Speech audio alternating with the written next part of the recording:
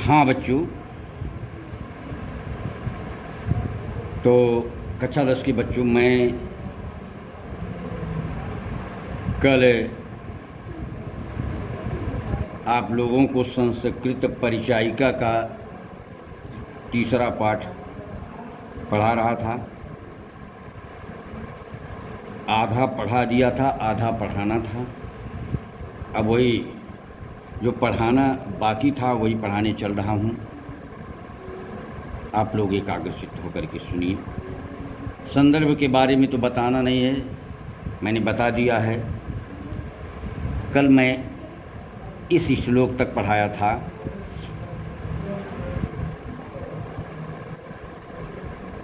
कि उत्तरम यत समुद्रस्य हिमाद्रश्चैव दक्षिणम वर्षम तद भारतम नाम भारती यत्र संततिः।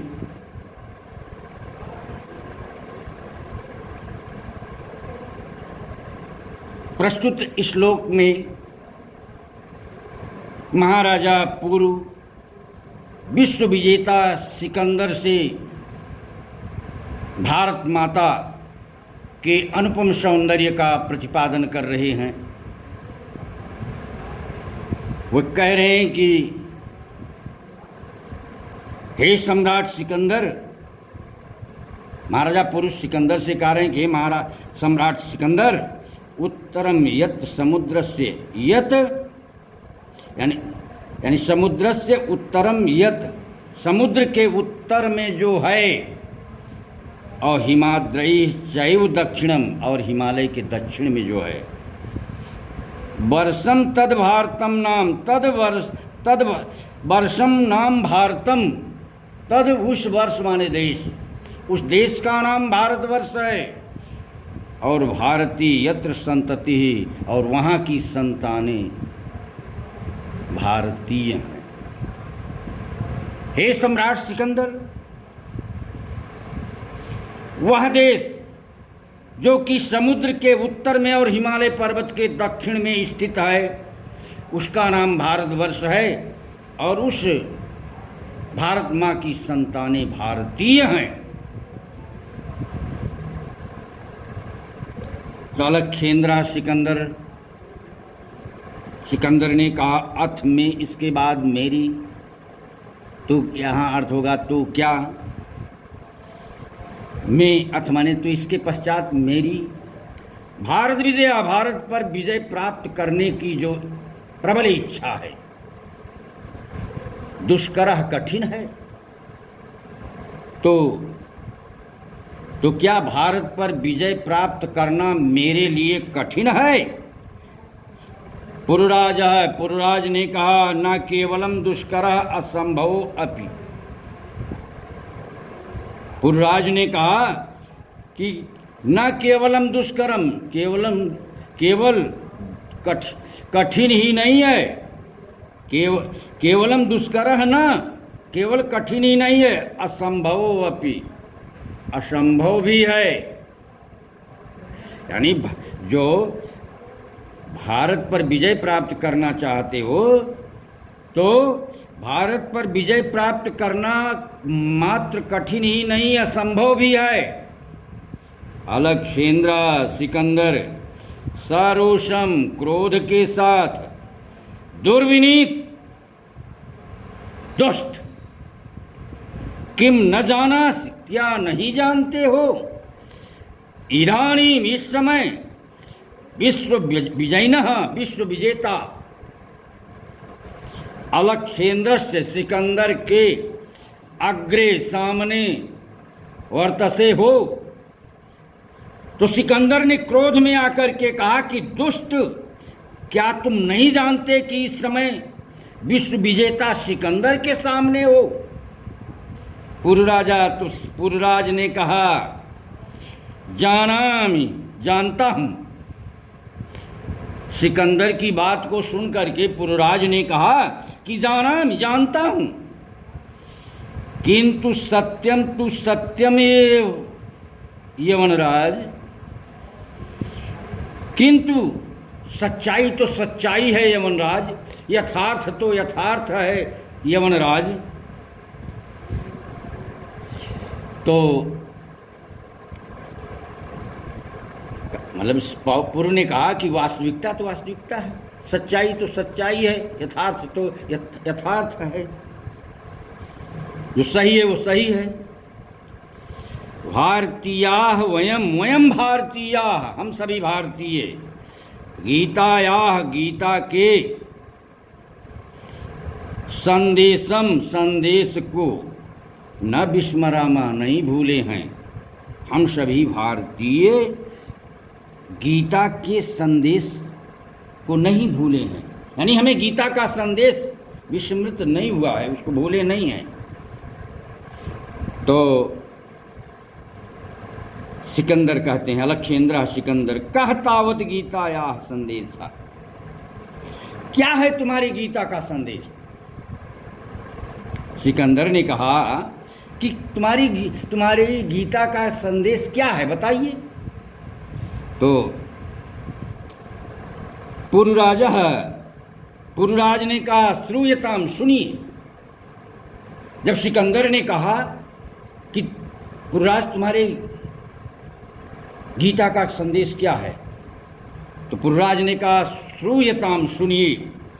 हतो वा प्राप्स्य स्वर्गम जित्वा वा भोक्ष से महीम। देखिए, औ निराशी निर्ममो भूत्वा युद्धस्व विगत ज्वरः। तो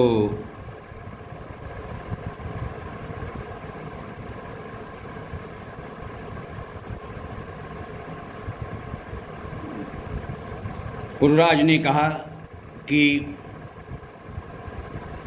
देखिए बच्चों, मैं आप लोगों को पूरा इस श्लोक के बारे में, इसके प्रसंग के बारे में बता देता हूँ कि जब महाभारत का युद्ध चल रहा था, विश्व के सबसे बड़े धनुर्धर अर्जुन रथ पर सवार होकर के युद्ध करने हेतु जब समरांगण में पहुँचे, युद्ध के मैदान में पहुँचे,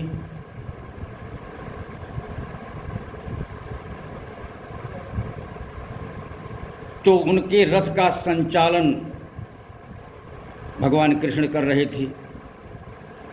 अर्जुन ने जब देखा कि तो युद्ध स्थल में मेरे पितामह भीष्म, जिनकी गोद में खेलकर मैं पला बढ़ा हूँ, और ये गुरुवर द्रोणाचार्य, जिनके कारण ही मुझे विश्व का सबसे बड़ा धनुर्धर, विश्व का सबसे बड़ा धनुषधारी बनने का सौभाग्य प्राप्त हुआ, मैं इन दोनों के ऊपर अपने तीक्ष्ण बाणों का प्रहार कैसे कर सकता हूँ? यह जघन्य अपराध या घोर पाप मुझसे नहीं होगा। तो भगवान कृष्ण ने अर्जुन को समझाया कि रण क्षेत्र में वीर अपनी वीरता का प्रदर्शन करता है, वहाँ पर वह अपने माया मोह से विमुक्त होकर के मात्र अपने शत्रु से युद्ध करता है। और युद्ध करने वाला चाहे उस कोई भी हो, चाहे सगा संबंधी हो, गुरु हो, कोई भी हो, वह प्रतिद्वंदी होता है। और प्रतिद्वंदी के सम्मुख प्रतिद्वंदी के समक्ष हथियार डाल देना कायरता है, और कायरता जैसा अपराध दूसरा कोई नहीं है, दूसरा कुछ भी नहीं है। तो भगवान कृष्ण वही अर्जुन को उपदेश दे रहे हैं कि हे अर्जुन, कि हतो वा प्राप्स्यसि स्वर्गम, हे अर्जुन, हतो मारे जाने पर, हे अर्जुन, यदि तुम युद्ध में मारे जाओगे, वीर गति को प्राप्त करते हो, तो प्राप्स्यसि स्वर्गम, स्वर्गम प्राप्स्यसि, स्वर्ग को प्राप्त करोगे। और जित्वा वा, अथवा जित्वा, जीत जाने पर, विजय प्राप्त करके, भोज्य से उपभोग करोगे महीम, पृथ्वी का यानी पृथ्वी के सुखों का उपभोग करोगे। हे अर्जुन, श्री कृष्ण कह रहे हैं, हे अर्जुन, यदि तुम युद्ध में वीरगति को प्राप्त करोगे तो स्वर्ग को प्राप्त करोगे। ये तुम्हें युद्ध में मारे जाने पर तुम स्वर्ग को प्राप्त करोगे और जीतने पर पृथ्वी के सुखों का उपभोग करोगे। इसलिए निराशी, आशा रहित होकर के, निर्ममो, ममता रहित होकर के, निर्मम होकर के, निहासी, निहमम, आशा रहित, ममता रहित और विगतत ज्वर और ताप रहित, दुखों से रहित होकर के, भूत्वा माने होकर के, युद्धस्व, युद्ध करो। श्री कृष्ण अर्जुन से कह रहे हैं कि हे अर्जुन, युद्ध में मारे जाने पर तुम स्वर्ग को प्राप्त करोगे, जीतने पर पृथ्वी के सुखों का उपभोग करोगे। इसलिए आशा रहित, ममता रहित और ताप रहित होकर के युद्ध करने के लिए तैयार हो जाओ, युद्ध करने के लिए तत्पर हो जाओ। अलक्षेन्द्र, सिकंदर, किमपि विचिन्त्य, कुछ सोच करके, अलम तौ गीतया, अलम तौ गीतया, तौ गीतया अलम, अपनी गीता रहने दो, यानी अपनी गीता का उपदेश करना बंद करो। कहने का मतलब रहने दो अपनी गीता को। कुरुराज त्वम अस्माकं बंदी वर्तसे, तुम अस्माकं हमारे, बंदी वर्तसे, बंदी हो, तुम्हारे कैद में हो, तुम्हारी गिरफ्त में हो। हे पुरराज, तुम हमारे बंदी हो, यानी हमने तुम्हें बंदी बनाया है। ब्रूहि, बताओ, कथम, कैसा, त्वयि, तुम्हारे साथ, वर्तितव्यम, वर्ताव किया जाना चाहिए। बताओ तुम्हारे साथ कैसा वर्ताव किया जाना चाहिए। ब्रूहि, कथम, ब्रूहि, बोलो, कथम, किस तरह, तो तुम्हारे साथ वर्तितव्यम, वर्ताव किया जाना चाहिए। पुरराजा है, तब पुरराज ने कहा, यथा एकेन वीरेण वीरम प्रति, यथा जिस प्रकार, एकेन वीरेण, एक वीर से, वीरम प्रति, वीर के प्रति होता है, नहीं जैसे एक वीर दूसरे वीर के साथ वर्ताव करता है वैसा ही वर्ताव मेरे साथ किया जाना चाहिए। यानी जैसा एक वीर दूसरे वीर के साथ करता है। कहने का तात्पर्य है कि जैसे एक वीर दूसरे वीर के साथ वर्ताव करता है वैसे भी आपको मेरे साथ वर्ताव करना चाहिए। तब अलक्षेन्द्र, सिकंदर, पुरोह पुर के वीर भावेन हर्षिता, वीरता के भाव से प्रसन्न होकर के, साधु, वीर, साधु, ठीक है, वीर ठीक है। नूनम वीर है सी, नूनम निश्चित रूप से, वीर से वीर हो, साधु है, साधु, वीर, साधु, यानी ठीक है, यथार्थ है, यथार्थ है, तुम वास्तव में वीर हो। धन्य, तुम धन्य हो, यानी तुम्हारी जितनी भी प्रशंसा की जाए कम है।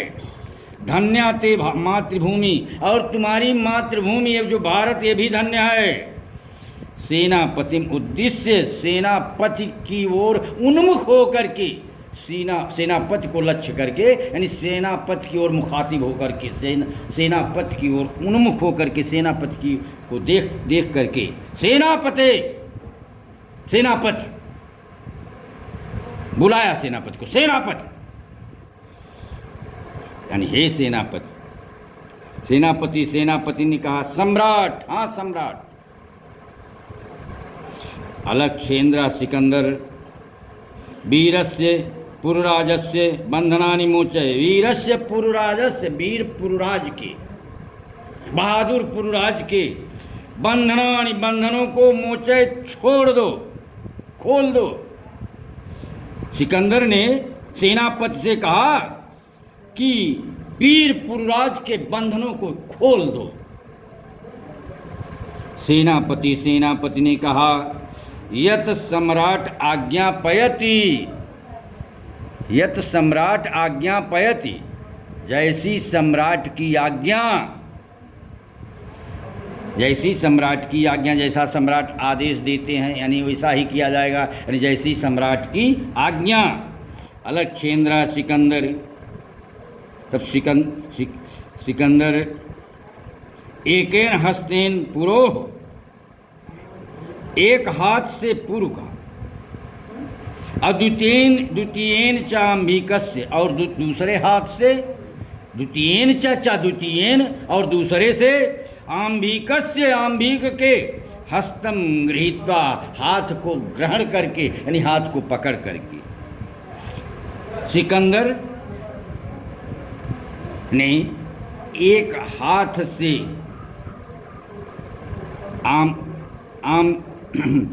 पूर्व के, एक हाथ से पूर्व के हाथ को और दूसरे हाथ से आम्भिक के हाथ को पकड़ करके वीर पुरुराज, बहादुर पुरुराज, सखे आम्भिक और मित्र आम्भिक, इतः परम वयम सर्वे समान मित्राणि। अरे इस समय हम सभी लोग समान रूप से मित्र हैं। इदानीं मैत्री महोत्सव संपादयामः, इस समय मैत्री महोत्सव संपादयामः, हम सभी लोग मैत्री महोत्सव का आयोजन करते हैं। सर्वे निर्गच्छन्ति, ऐसा कह करके सभी निकल जाते हैं। तो अंतिम लाइन का यही है कि तत्पश्चात सिकंदर ने एक हाथ से पूर्व के हाथ को पकड़कर और दूसरे हाथ से आम्भिक के हाथ को पकड़ करके कहा कि मित्र आम्भिक, वीर पुरुराज और मित्र आम्भिक, इस समय हम सभी लोग समान रूप से मित्र हैं और हम सभी मिल करके मैत्री महोत्सव का आयोजन करते हैं। एक मित्रता की का महोत्सव आयोजित करते हैं। ऐसा कहने के बाद सर्वे निर्गच्छन्ति, सभी निकल जाते हैं। बस द्वितीय पाठ समाप्त। जय हिंद, जय भारत।